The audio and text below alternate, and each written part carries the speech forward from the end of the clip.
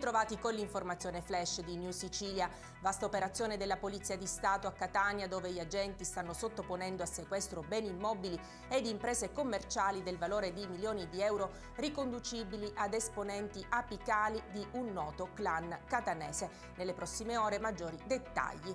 Il volo di collegamento tra Trapani e Catania, inaugurato da Aero Italia soltanto qualche settimana fa, rischia di essere cancellato. La prima partenza con tanto clamore e foto di rito il 4 novembre scorso dall'aeroporto di Trapani Birgi, con circa 50 passeggeri a bordo. Alla base della scelta i costi eccessivi in considerazione dei pochi utenti.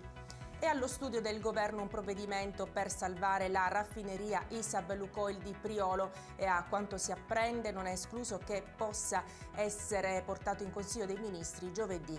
Ci siamo attivati subito, siamo in campo e interverremo in tempo congruo questa settimana, ha spiegato domenica il ministro delle imprese e del Made in Italy Alfonso Urso. Terremoti e placche in movimento, classificazione sismica sono alcuni argomenti dell'intervista di New Sicilia a Marco Neri, geologo e primo ricercatore nella sede di Catania dell'Istituto Nazionale di Geofisica e Vulcanologia dell'Osservatorio Etneo. Sul nostro sito l'intervista integrale. E per adesso è tutto, grazie per averci seguito e arrivederci.